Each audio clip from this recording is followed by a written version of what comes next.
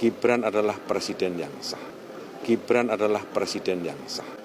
Gibran adalah presiden yang sah. Seolah-olah Mas Gibran menggunakan pin One Piece, padahal foto aslinya seperti ini. Tidak ada pin One Piece gitu. Jadi wajar kan kalau jadi termul. Tuh yang dinamakan hoak. Tuh lihat. Para ahli mencoba kecocokan DNA mereka dengan babi, tapi babi itu mengamuk karena merasa klan mereka lebih simpel.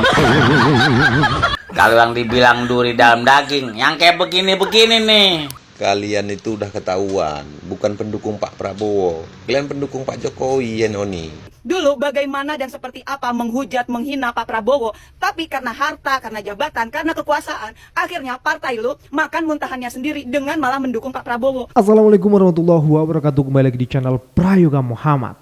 Semakin hari semakin nampak ya siapa yang benci dengan Pak Prabowo dan siapa yang mendukung. Justru orang-orang yang kemarin memilih yang ngakunya pendukung dari Pak Prabowo Gibran, tapi sekarang justru marah-marah atas keputusan dari Pak Prabowo. Bahkan ada salah satu kader PSI ya yang gagal caleg itu yang terang-terangan menuliskan di akun Facebooknya untuk melengsarkan Pak Prabowo. Kan ini luar biasa sekali guys. Dan masih banyak yang lain ya. Nah kali ini dibongkar nih oleh netizen rekam jejaknya. Ternyata beliau pernah menuliskan di tahun 2019 ya soal Pak Prabowo yang benar-benar brutal. Dan belum lama kemarin dia juga membuat hoax. Tentang apa? Tentang bendera One Piece. Yang dimana kan rame tuh. Rakyat mengatakan Gibran yang memulai karena ketika debat capres Gibran di sini ada pin One Piece-nya. Tapi dia membuat video mengambil foto yang dimana pin One Piece itu sudah dihapus dan itu dibuat konten. Kan ini hoax namanya. Coba bayangin orang kayak gini nih, aduh termul parah ini.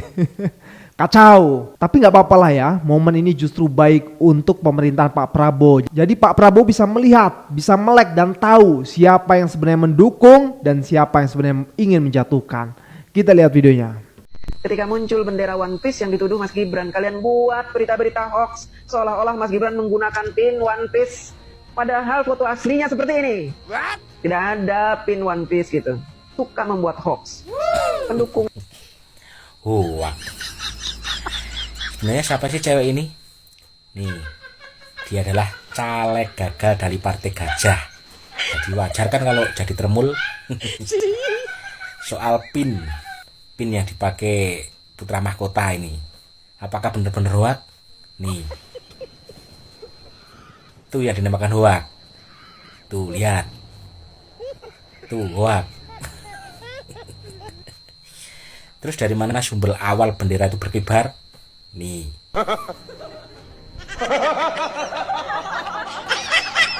Dari video ini kita bisa melihat ya sebenarnya siapa yang buat hoax gitu. Lantang sekali ngomong hoak-hoak, tapi ternyata dia sendiri yang membuat hoax dengan membuat konten dihapus tuh pinnya. Aduh kocak banget dah ini. Kocak banget. Kita lanjut.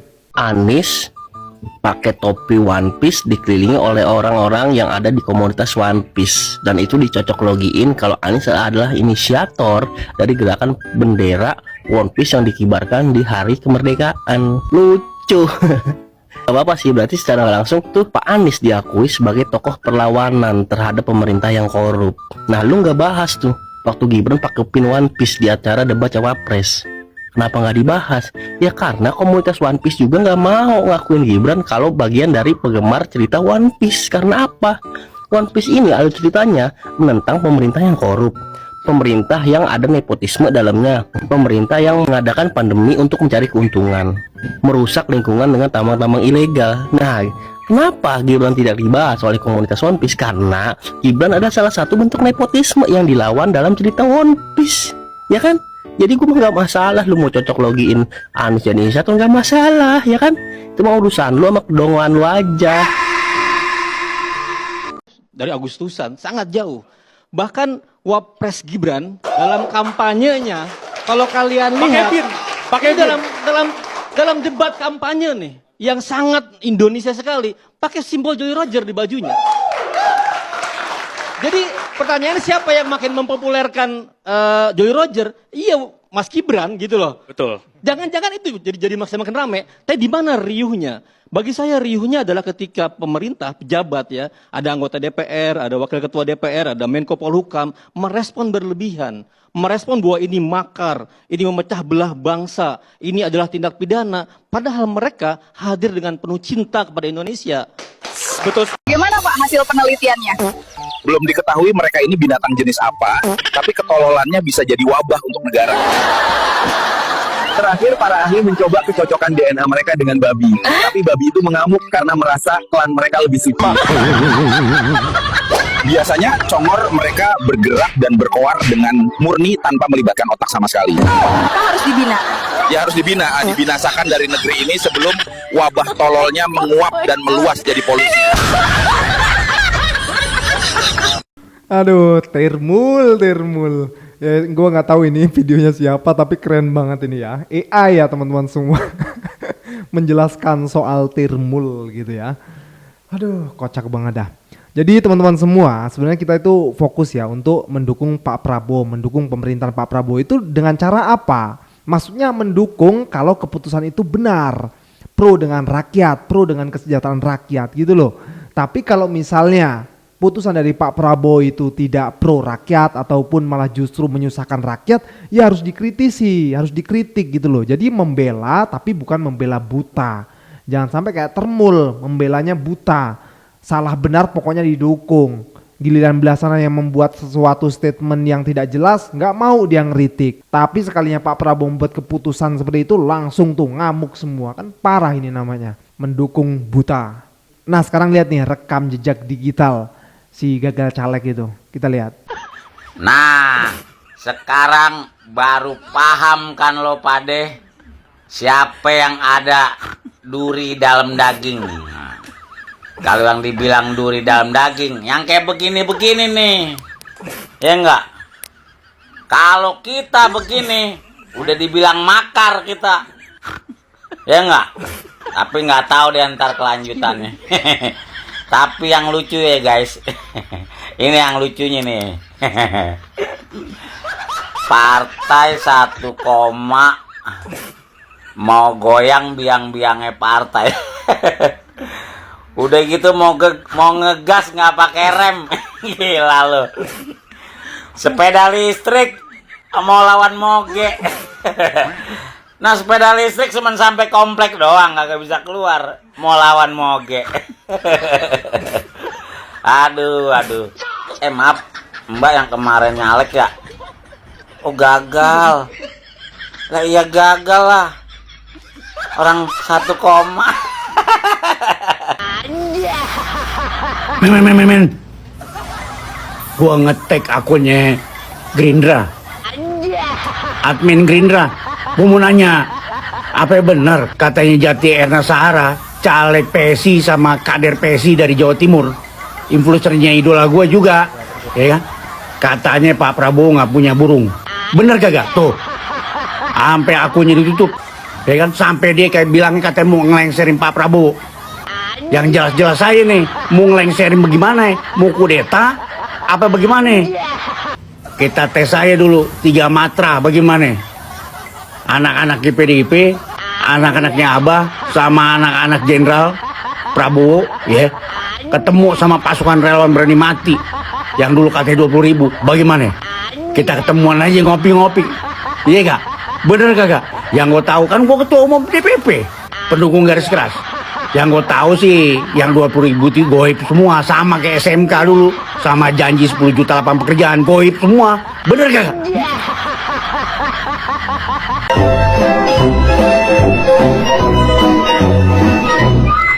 Prabowo Subianto adalah pengecut yang menjijikkan. Hapus air matamu Ani, cukup Roma. Kalian itu udah ketahuan, bukan pendukung Pak Prabowo. Kalian pendukung Pak Jokowi ya Noni.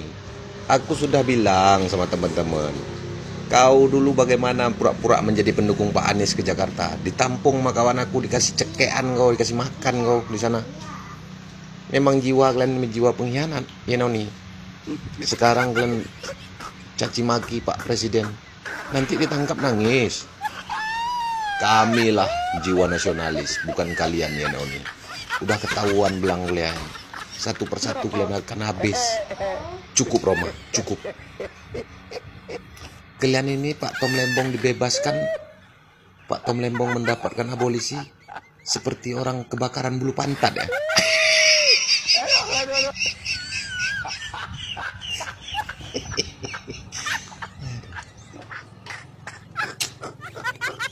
Ayo, siapa lagi buzzer? Mau buat video apa lagi menangis-nangis lagi? Cepat, kami lagi tunggu nih. Kalian nonton, jangan komentar kasar-kasar kali. Kalian tengok dia saking stresnya. Udah nggak bisa lagi dia sisir rambut dia. Kalian tengok rambut dah acak-acakan. Udah nggak terurus lagi dia. Kasihan nih dia. Kasihan nih. Jangan kalian typing macam-macam. Lihat dirinya. Sudah tidak terawat lagi. Tidak terurus lagi. Betapa memilukan ini. Aku sedih sekali. Duluan Ipan Seventeen yang diangkat ya jadi komisaris perfilman di BUMN. Sekarang Yopie Nuno ya yang waras lah ya. Tolong dong Pak Prabowo Subianto nih, Erick Thohir ini bau-bau Solo kayaknya mau ngerusak citra sampean sebagai presiden Pak Prabowo ya, agar masyarakat nih marah, agar masyarakat ini sensi terhadap kepemimpinan Pak Prabowo.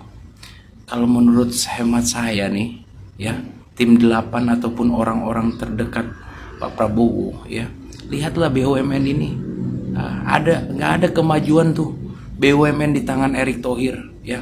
Sebelum terlambat, sebelum BUMN hancur di tangan Erick Thohir, mending cepetlah reshuffle tuh, ganti tuh ya sama orang yang kompeten ya. Wow, ada anak gajah lagi ngamuk-ngamuk, takut. Yuk kabur aja dulu. Yes, sekarang ini lagi rame ya karena ada satu anak gajah yang berisik ya, yang ngamuk-ngamuk karena Pak Prabowo Subianto ini memberikan amnesti kepada Pak Hasto dan juga abolisi kepada Pak Tom Lembong. Karena gue ini tipikal orang yang selalu mencari data, mencari tahu kebenarannya, akhirnya gue mencari tahu siapa sih orang ini. Ternyata benar, dia ini adalah kader dari Partai Gajah. Dan gue sempat menonton satu video dia secara full. Ada beberapa poin yang mau gue bahas dari video dia itu ya. Pertama, di dalam videonya itu dia mengatakan banyak kepala relawan Jokowi yang diberikan kursi jabatan komisaris oleh Prabowo. Ternyata itu adalah sebagai bentuk pembungkaman agar manut aja kepada Prabowo atau pemerintah.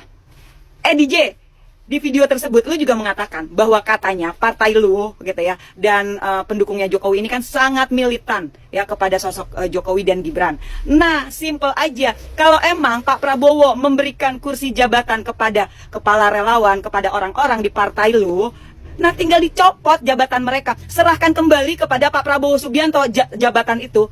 Apa susahnya? Katanya militan. Gue jadi nantangin lu, berani gak ya kader-kader di partai lu seperti Grace Natali yang menjabat sebagai staf khusus di presidenan, seperti Giring Niji yang menjabat sebagai wamen dan juga komisaris rangkap jabatan, seperti si Raja Juli Antoni yang menjadi menteri kehutanan, dan juga para kepala relawan lainnya, berani gak mencopot jabatan mereka dan menyerahkan kembali kepada Pak Prabowo Subianto? Buktikan kalau memang katanya partai lu, relawan-relawannya Jokowi Gibran ini sangat militan. Serahkan, kembalikan jabatannya itu kepada Pak Prabowo. Simple, gue tantangin, berani gak mereka mengembalikan, mencopot jabatannya mereka? Hah? Nggak mungkin lah gitu lah. Justru dengan kalau kita ngelihat rekam jejak partai lu ini, dulu bagaimana dan seperti apa menghujat, menghina Pak Prabowo, tapi karena harta, karena jabatan, karena kekuasaan, akhirnya partai lu makan muntahannya sendiri dengan malah mendukung Pak Prabowo. Lu sadar gak? Partai lu aja pernah memberikan piagam penghargaan kebohongan terlebay kepada Pak Prabowo. Bagaimana partai lu dulu, orang-orang di partai lu menghina Pak Prabowo, tapi ternyata karena sebuah jabatan kekuasaan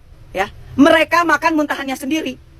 Jadi lo nggak usah ngomong kalau partai lo ya relawan-relawan Jokowi ini militan. Buktikan militansi mereka dengan mencopot jabatan yang diberikan oleh Pak Prabowo Subianto. Itu gue tantangin ya DJ, jadi jangan bacot doang militan-militan DJ. Lalu yang kedua, si DJ juga menuduh tidak disahkannya RUU perampasan aset sebagai bentuk pembungkaman agar para koruptor mendukung pemerintah atau Prabowo. DJ, kalau membahas RUU perampasan aset ya, gue mau tahu sih sejauh apa lu memperjuangkan RUU perampasan aset? Cuman modal bacot di medsos doang. Kalau lu boleh cek ya di berita-berita. Gue bersama teman-teman Suara Rakyat Indonesia dan beberapa organ pada tanggal 11 Mei 2023 adalah yang pertama kali turun aksi demo ke DPR RI menuntut agar RUU perampasan aset disahkan. Bahkan gue nggak segan-segan sebagai kader dari PDI Perjuangan mengkritisi Mbak Puan Maharani. Gue tetap membuktikan gue berani untuk mengkritisi jika itu adalah sesuatu yang benar. Sekarang gue tantangin lu, berani gak lu nantangin? Lu mengkritisi si Giring Niji yang rangkap jabatan, berani gak lu bersuara? Lu berani gak mengkritisi si Raja Juli yang gak becus jadi Menteri Kehutanan?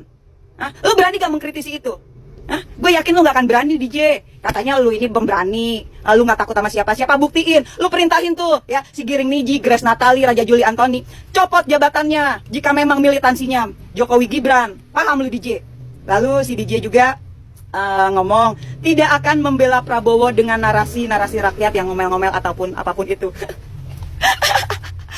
DJ, emang lu siapa? Sok-sokan jadi pahlawan kesiangan membela Prabowo. Lu tuh nothing, DJ, nothing. Emang Pak Prabowo hanya dibela sama lu sampai lu ngomongin seperti itu? Jumawa banget lu, DJ. Dia kecewa karena Pak Prabowo mendukung koruptor, jadi layak untuk dilengsarkan dengan memberikan amnesti kepada Pak Hasto dan abolisi kepada Pak Tom Lembong. Karena Pak Tom Lembong dan Pak Hasto ini adalah penjahat negara, koruptor, telah merugikan negara. DJ, kalau emang benar Pak Hasto dan Pak Tom Lembong ini penjahat negara, merugikan negara, ya, Pak Mahfud MD yang levelnya sangat jauh bagaikan langit dan bumi sama lu. Dia paham hukum, dia paham tatanan negara, dia paham ilmu agama, dia paham ilmu dunia, dia menguasai apapun. Aja mengatakan bahwa Tom Lembong dan Hasto tidak bersalah. Nah, lu yang gak paham hukum, bukan siapa-siapa, sok-sokan menjas, menghakimi Pak Tom Lembong dan Hasto ini penjahat negara. Ngaca, woy. Penjahat negara itu orang yang lu dukung mati-matian saat ini dengan merubah undang-undang hanya demi kepentingan anaknya. Itulah penjahat negara sesungguhnya. Paham lu, DJ?